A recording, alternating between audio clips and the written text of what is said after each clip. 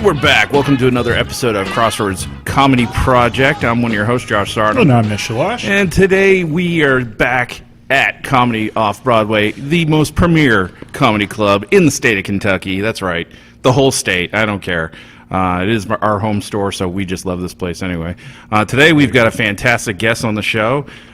This guy is probably the most decorated comedian we've ever had on the show. Wow. I mean, 4 Emmy Awards, really? I mean, my God. But this guy... Daytime Emmys. That's not the same as an Emmy. Daytime Emmys. Yeah. This guy's been killing it at Comedy Broadway this weekend. Greg Fitzsimmons, welcome, man. Thank you. It's an honor to be here. It's weird to be in the club when it's empty like this. Yeah, we get that a lot. You're like the 10th person to say that. Yeah. It's just, you realize that what we do, it's so much based on the context of having a bunch of people. Like, if you think about comedy, we're not really that funny. Like, if you walked up to a bus stop and started saying the kind of shit that you say on stage, people would either ignore you or they would push you into the street. Yeah. But here, they pay money because they want to laugh. They have an agenda. Yeah. They're like, I'm going to laugh tonight. And then I'm going to have a couple drinks that will help me laugh. And then they do it for 90 minutes straight. Yeah. Like, think about that. A laughter is like an emotion. It's a specific emotional response. There's no other emotion that people want tapped into for 90 straight minutes. Like, you wouldn't go somewhere where people would just tell heart-wrenchingly sad stories, and you cried, and then another guy came on with a worse story, and then the headliner is the saddest one of them all. That's true. That's true. I don't know another venue. Nate Bargatze said this is the best he likes to see a club. He likes to see it like this. Just because it's so, what do you say? It's so sad or something that's like all empty. Yeah, he said it's super depressing. Yeah. Yeah, it's like being in a frat house the morning after a party. Right. And there's just sad, confused girls putting their clothes on. You never meant to see that. That's true. Hey, so you're from my neck of the woods. I was born in Worcester, and you're a Boston guy. No, I'm actually a New Yorker. Well, didn't you end up? I went to college in Boston. Oh, okay. Yeah, I had that reversed. Yeah, I went to college there at Boston University, and then I started doing stand-up. You went to BU? Yeah. Oh, fantastic. Yeah. All right. Well, you're still from my neck of the woods, though. Absolutely. Worcester, I did some of my early gigs. Yeah. There was a place called the Aku Aku out in Worcester, and they had, I was very fortunate. When I started doing stand-up, it was like, there was just every Chinese restaurant in New England decided it was a good business model to just like open up their banquet room, put up a small stage and a microphone, and charge for comedy. And it didn't matter if anybody had heard of the headliner. All they needed to see was the word comedy, and people would pile in and pay money to see comedy. Really? And so this Aku Aku had this giant banquet room, and people would drink booze out of these giant wooden bowls with straws. You'd have like 8 mass holes. Just people from this post-industrial wasteland of Worcester, sad and without hope. That sounds like Worcester. And they would just get drunk and listen to people tell dick jokes. And so one night I was there, and there was a place called Cheapy's Donuts across the street from the Aku Aku. Okay. And I bought a dozen donuts for the Late Show Friday because I knew that's when things get really bad. And so I'm up on stage, and a woman in the front row falls asleep. And so I take a chocolate donut and I put it on her knee. And she's on the side of the stage so everybody can see her knee and the donut on. And everybody laughs. And then I'm doing the show, and then she wakes up and she sees the donut, and somebody tells her I put it on her knee, and she fucking snaps. And she takes it and she comes up on stage and she slams me in the dick with the chocolate donut. Holy shit. And I had chocolate all over my crotch. And then people laughed at me. And I lost control of the show. Yeah, Yeah. I bet. That's a typical night at the Aku Aku in Worcester. So you cut your teeth in New York. Yeah. With comedy. And then you went on to L.A. Yeah. How was it adjusting from, the hardcore that New York is to the more laid back, I want to go do yoga, L.A. lifestyle? Did you have trouble restraining yourself from wanting to punch people? Or Yeah, it's tough. It is different, and I still don't feel like I fit in. No. No. I go back to New York and I feel like I'm home. I feel like this is where I'm meant to be. Gotcha. But, you know, I got a wife and 2 kids that seem to like it out there, and they don't want to leave. And so I go to New York as much as I can. And when I'm in LA, I make the best of it. I mean, there's a lot to do. It's like I live in Venice Beach, and the beach is right there, and I've got a lot of good friends. But no, the people are annoying. They don't have that edge. Like when you're at a intersection, and the person in front of you can turn. There's fucking room to turn. Do it. Is this cracking? Is it me? You're fine. Okay. And I get so angry that like at a yellow arrow that 3 or 4 cars should be able to make it through, and one guy takes a lazy wide turn while talking to his agent, and it just it infuriates me. I love that. And of course in New York you'd get shot for not doing that. Yes. Yeah, absolutely. Yeah, there's a rhythm to New York. Everybody is in on it. Yeah. We're all going to push ourselves to our max. We're going to that's what I like about New York is everybody's at their top. Yeah. You're taking the hardest working part of yourself and putting it out there. And if you don't, you won't last. You'll have to move because you won't be able to afford it. Sure. Whereas in LA it's gotten expensive, but it's still the quality of life for the price is still pretty good. Is it? Yeah. That's cool. I had a viewer question for you. Yeah. One of our viewers is a big fan of yours.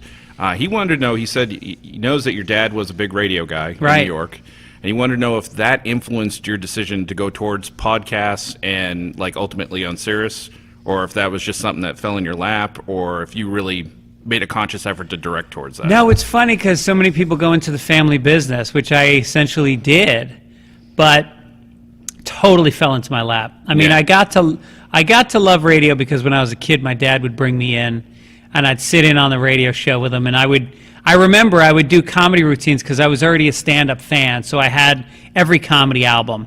And when I was like 10 years old, I had a Steve Martin album. Yeah. And so I'm on the radio, and this is AM radio in the 70s, so it's a little conservative. Sure. And he goes, "So what's been going on lately?" And I go, "Well, you know, I'm on the cheerleading team at school, and you know, it's really great. Except the other cheerleaders are so jealous, they won't do any of my cheers.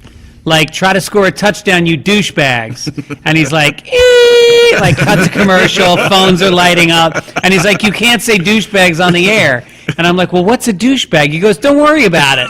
Just don't say it." And so then I started going on the road, and you know, you go to these different towns and you do radio interviews, and I just always enjoyed it. I liked being in front of a mic on the air, and so then one day I was on. I've done Howard Stern's show like 50 times, and so I was on there about 10 years ago, and he goes, "Do you want your own show on the channel?"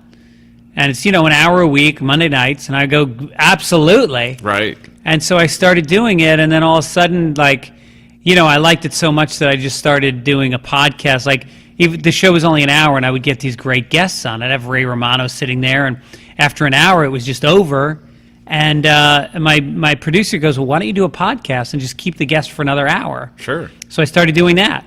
And then people liked it, so I added a second podcast. And so now I do 2 a week, and it's kind of a grind, but I love it. Yeah. I tell you, getting to know the acts like on the podcast is so different than a lot of these guys' acts. Yeah. I mean, like when you go on stage, I mean, you're very personal with the audience. You try and talk to them, and you know, you do some crowd work, and pretty much the guy sitting right here is the guy who's on stage. But some people who are doing characters, or you know, they're really more boisterous, because Nate Bargatze's very subdued. Ed May isn't even Ed May. You know, yeah. I mean, it's just it's very interesting to me to hear these backstories that we get with different people they worked with and stuff. So I find it fascinating personally. Is that a question? No, I it's was not just, a question, Josh. You just said this long rant about you. And it's like I come over here, it's raining out. I walk across the goddamn courtyard to come into an empty club, and you want to do these pedantic, long, little preachy sermons. I was waiting for a question. There was no question. There was no question. I don't know what I'm supposed to do. I'm being tag teamed now. This is Jesus great. Christ. What is this? Thank you, Greg. Is this how you usually do the crosswords? Is this how we Crossroads? What is it? Crossroads? I love it, Greg, because it's usually only me making fun of him. I like that there's actually someone Well, here he's to a help me out. sweet guy, but Worcester Sweet guy. does not produce. It's not a brain trust. I wanted your input on how you felt about doing podcasts as far as getting to know the people that you're interviewing. Right. It's good. It's always different. Like every interview is different because that was great because it just nothing happened. It just kept going. That's awesome. Go ahead. well, because you asked a question, dummy. He knows what to do now. Right. I don't know God if you're is this Second City? Am I supposed to do like a fucking freeze improv? Supposed to pretend I'm in a Western but do a Shakespearean line? Thank God you're here, Greg, because I have no idea what I've been doing up until now. Right. No, it's always different because I get guests to come in. Obviously, like I just had Zach on, and I've known Zach for 20 years, and so we have an easy rapport. And then sometimes, like Sirius has a guest booker, and they'll send me emails every week and be like, here's who we have coming in this week. Like last week they had Terry Hatcher came in from Desperate Housewives. Awesome. I was like, sure, let's bring her in. I don't know anything about her. I don't know what she's like. Yeah. And so my producer will put together a little script for me with her bio and maybe some topics from the news and stuff that I can rely on. And if it's not a good interview, then you really have to go to that script and pull up things to talk about. With her, I didn't. She was just great. We ended up talking about her love life. And But she's still hot. she's so hot still, but she's single and hasn't dated in like 10 years. How old is she now? 53. I don't know. She was on Star Trek: The Next Generation for a little while. I told her I'd get her a date, and I told my friend, I go, you would owe me fucking huge, but I can get you a date with Terry Hatcher. That would be huge. Yeah. You'd earn huge points as a friend. Oh yeah. And so, and then so it's always different. It's like I think your job as a host is to connect to your guest in whoever they are. Yeah. And find a way to make them look good somehow. I think that's true. Last night at the show, somebody had mentioned that they're in the military because they had the Wounded Warrior thing on, and no one did anything, and your reaction was priceless. He was like, "This guy's in the military. Clap, you friggin'." What did you say? You just Clap, like, you fucking assholes. I personally appreciate it. I served 16 years, so I definitely appreciated that. 16 years. In what branch of the military? Army, Navy, and National Guard. All three. All three. Yeah. Wow. Yeah. Did you ever go overseas? I've been to 27 different countries. What? Yeah. No shit. It's true. True story. Wow. Have you discharged your weapon? Many times, yeah. Wow. What a life you've had. It's all right. Yeah. But I really appreciated what you said. I thought that was awesome. Well, and I give 10% of my DVD sales to the Wounded Warrior Project. Yeah. I heard. Even though there was some Very nice. scandal with them last year. Yeah, they took care of that, though. They straightened it out. They That's did. what I heard. Yeah. They did. I actually did 2 benefit shows for Wounded Warrior last year, and I thought that was pretty cool. Oh, that's good. Yeah, you got to give back. Those guys are doing a tough job, and Well, when I heard the stories about, there's 2 things that made me want to get involved with them. One is that the way the soldiers were leaving from, what's the hospital in Virginia? Camp Lejeune, No, the one outside of D.C. Bethesda Medical. Yeah, whatever it is, that's not it either. I don't believe you've ever been in the military. And they There's only 15 hospitals right there. I'll keep going. no, if but you there's want. one really huge military hospital in D.C. Whatever it is. They were leaving with, they'd give them a little backpack with, a toothbrush and a pair of socks in it. And these are guys that just gave their lives for their country. And then I would think, and then once I had a kid, I started thinking about what it would be like to leave a fucking baby or a 5-year-old or an 8-year-old to be gone for a year straight. Or 18 months. Or 18 months straight. Yeah. And it just broke my heart because I go away for the weekend and I know how much it hurts to not see my kids. Yeah. So, I've so much respect for what you guys do and the gals and the chicks out there in the military too. Can you say chicks? You can say chicks. Is that a rank? It should be. Yeah. It should be. right. It should be the first rank they have. Just call them Did you ever date anybody in the military while Of you were in the course. military? You did. My first wife and I were in the military together. No kidding. First wife. How many have you had? 3. 3 wives. Yeah. Are you still with the third one? I am. So this is the one. This is the one that's going to take. We'll see. Who knows? Maybe you'll be here next year. Yeah, You'll be on right. number 5 or 6. Right. You don't know. You don't Yeah. know. I You don't never know. I don't know. Why do you think the marriages don't work out? Military damages you Yeah, a lot, right. and it's very difficult sometimes to connect. And after a while, the wives just feel like they're taking care of you. Yeah. and they don't. I mean, they weren't meant to do that. That's Right. not how the relationship was supposed to work. Yeah. So a lot of times I don't blame it. Yeah. But yeah. So do you go to therapy and stuff to try to work on that stuff? I do actually. Yeah. I do. Yeah, I've been in therapy since 2004. Wow. Yeah. And what have you learned about yourself? I'm an asshole. No. No, you're not. You're a very nice guy. Do you want to lie down, Josh? Do I want to lay down? Yes. Ish, I told you, you're not my type, man. Stop that. Keeps I hitting on me. love, He keeps hitting on I me. love how he's asking the questions now. He's trying to teach you Well, a I mean, lesson. Jesus Christ, the guy's been in 20, how many countries? 27? 27. 27 countries. He's got his coffee. He moved over to your side. He's like, Yeah. So what have you learned? We're No, but I'm bonding. curious because I've been in Bonding. therapy a lot of years, and I've learned that, because I grew up in a family where making my parents laugh diffused an alcoholic family. It made me, calm things down, and I got positive reinforcement. I think that's why I went into comedy. Yeah. And I deal with that now by, I really go out of my way to not be funny off stage. I really don't like playing that role for people. I'm not your fucking clown. Right. And I really resent it when I meet somebody. I never tell people what I do for a living because I don't want that pressure, and I want people to know me and like me for who I am. Yeah. So that's been my journey. But what is it that you've found? What's the main thing that you've learned that you're dealing with? Well, I came from a very alcoholic, abusive Yeah. family myself. But what happened after my parents divorced was my mother moved me everywhere. So I became Wow. very unstable Yeah. as a child. So that kind of it's been a theme in my life where I like to move a Right, lot. right. And so I found out that, I need to learn to grow some roots and Takes courage Yeah, to- it does. yeah. It does to go against what you're feeling inside that you Right, yeah. right. So that's some of the things I've learned. Yeah, I sometimes wonder about that with how much I go on the road. It's like, as much as I miss my family, if I'm not on the road for like 3 or 4 weeks, I start to want to leave. Yeah. And then as soon as I'm gone, I miss them. Right. But there's this compulsion in me, and I think it's a fear of intimacy or whatever, that I just want to get the fuck out sometimes. Yeah. So- It's a weird dynamic. Yeah. It's very weird to deal with because I'm the same way. I love traveling, but the minute I'm gone, I'm like, shit, I miss my house. Right, I miss right. home. I know, sleeping in your own bed. Yeah. Sometimes I'm in a bed and I'm jerking off, and I just think like, how many other guys jerked off on this same spot, into the same towel with this same lotion, watching this same Asian porn about a hidden camera in a massage booth, and a guy that's into feet.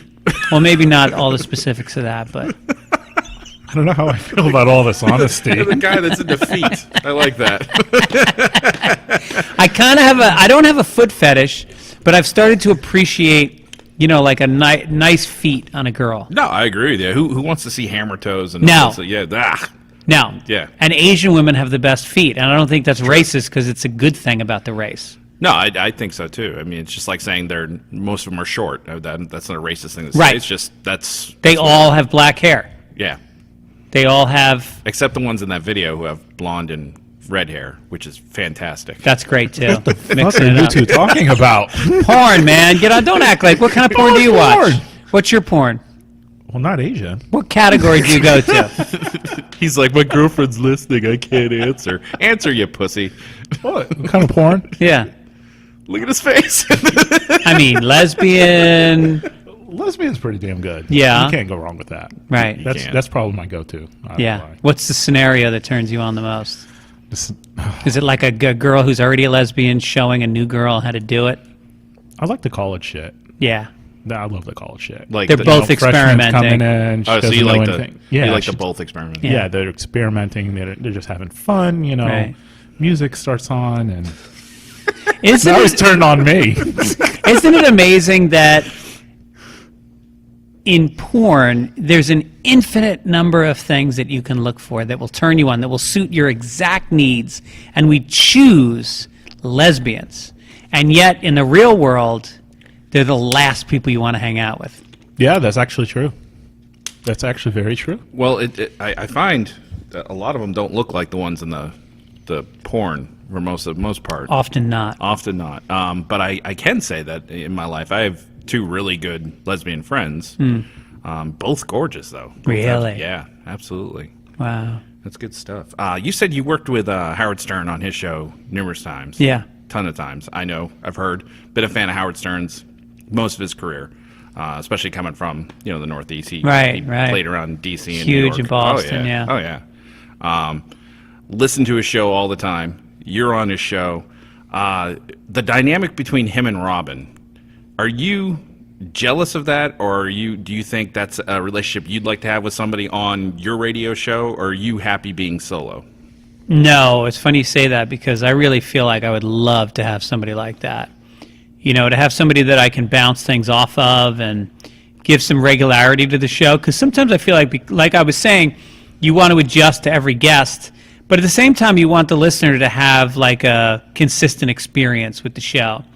And I think if I had somebody else in the room, it would give me that kind of like paradigm. Yeah. Where the guest is fitting into our show rather than me figuring out what this person needs to be surrounded by. Yeah, I've done solo podcasts, and it was after Ish and I started that this dynamic works so well when we have guests on that I was like, I couldn't do it solo again. Yeah. I feel like making fun of each other or whatever with the guest and bringing them in on that joke. I just think that's great. And how do you split the revenue?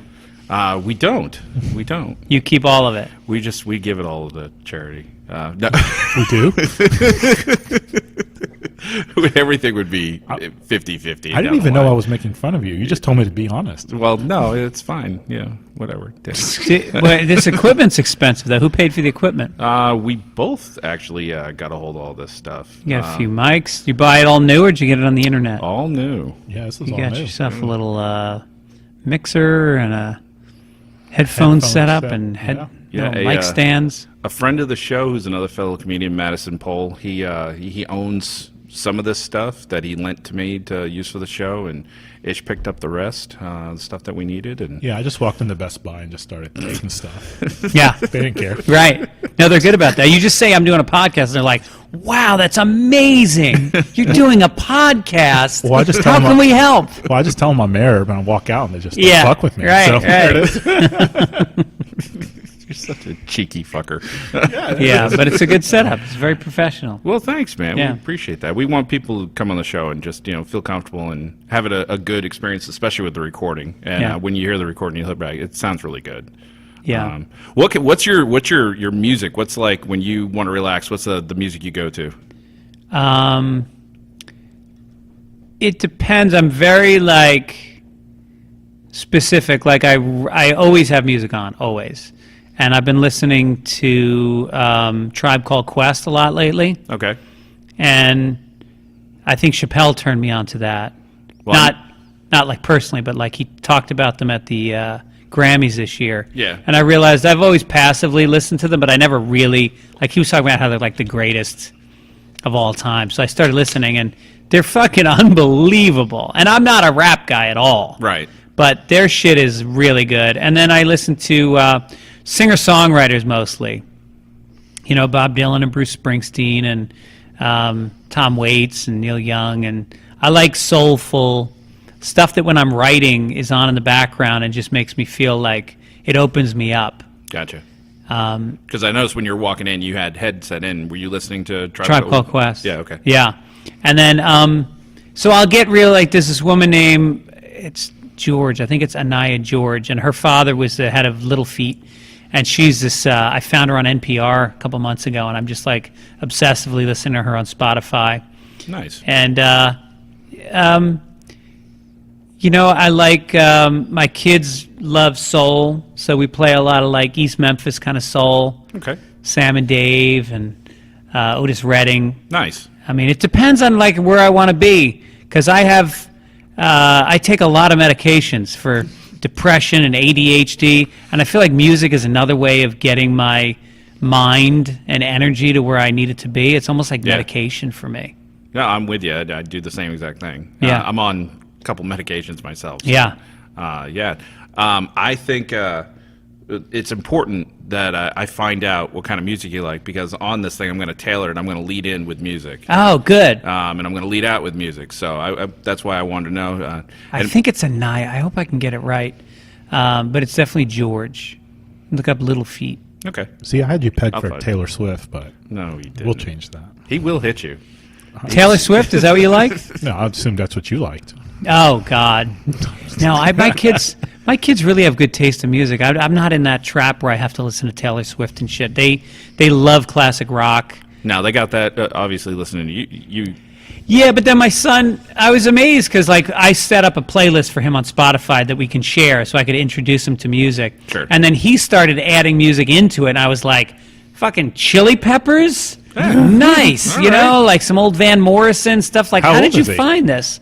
He's 17 now, but this has been going on for a few years. Nice. And then my daughter's 14, and her taste is also really interesting.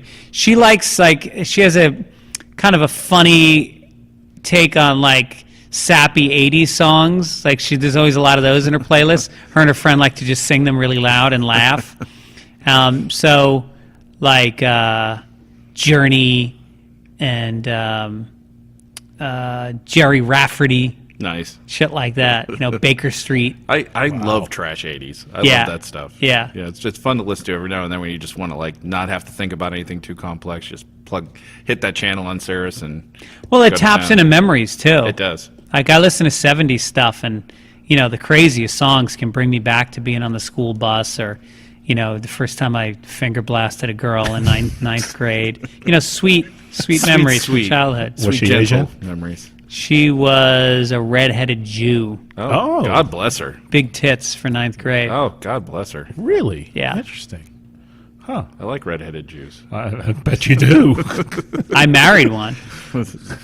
Good man. Good Yeah, man. yeah. Hype. It's like you know when they give you like a little mini spoonful of ice cream at Baskin Robbins to see if you like it, and then you purchase the cone. Right. That's what the Jews have done with even with their ninth graders. Well, there you go. Something They give you you a can little. appreciate. They give you a little taste. Did you know Josh was Jewish? How good for you? Yeah. Any of your wives Jewish? No. Any of them Asian? No. Nothing? I'm an idiot. I don't know. Yeah. Apparently, it wasn't based on their ethnicity or faith. Just dumb. Well, that's why the things are not. Your batting rate is not good. That's not good. Yeah. No, they would have sent me to sent me down. By Yeah. now. They would have sent you'd me be down. in the marriage minors. So you've got some shows you'd like to plug coming up here? Because this is going to be put on live tonight. So anybody listening will be able to hear Come it. down to the Comedy Off Broadway. There you go. Pack this place out, and then just you know, my podcast is Fitzdog Radio. Check that out and follow me at Greg Fitz Show on Twitter. It's a fantastic. And you do it show. twice a week? Twice a week. Nice. I've got some good guests coming up. I just recorded with Tom Arnold, Andy Richter. I got Bill Burr coming up next week. Nice. So lots of good shows. Yeah. Where's your studio in L.A.? Well, I record out of the Sirius studios in Hollywood, and then I have an office near my house that I record out of also. Oh, okay, nice. Yeah. That's pretty sweet. That is sweet. All right. Well, it's been an honor having you on the show. Thank you so Very much. I a appreciate pleasure. it. Thanks for setting all this up and meeting me. Yeah. No, believe me, it's our pleasure. Yeah. We really appreciate it. Ish, you got anything else? So how would you rate this podcast? I know you've been on Joe Rogan and Adam Yeah, he's been Carolla. on everything. I think it's great. I think you guys have a nice, laid back vibe. You know, you do your research. Sometimes you come on a podcast and they're like, "So, what's up?" Yeah. And you're like, "Do you even fucking No, I read anything on the internet about your guest?" Well, aside from flip-flopping where you went to school and where you grew up, I did okay. And that was out of the gate. That shook me up a little bit. And That he shook did. you up? Yeah, yeah. And he did ask some questions. You know, he did kind of. mess Yeah, up he on did. it, He but did. We got that. But right. no, you Thank did Josh. you did a good job. I like this podcast. I'll definitely check it out. How many have you done?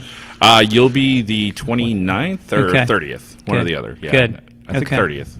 Yeah. Good. Yeah, we just started last October. Uh-huh. We've been doing one every week or so. Yeah. Sometimes a little bit A little bit more than that. At one point, we were doing like 8 a month, weren't we? Yeah, we were we doing did. like 2 a week or something like that. Yeah, we started getting the comedians to come in here and doing them. They started to love it. Yeah. So, yeah, it's worked out. Yeah, it's been a lot of fun. 29, yeah. Who knows? Yeah. I mean, hopefully we'll get to your level one day. One day. God willing. God willing. Yeah. From your lips to God's ears. Yeah. Absolutely. All right. Well, for Greg Fitzsimmons and Ish Shalash, I'm Josh Sardam. You guys have a good night. Thank you.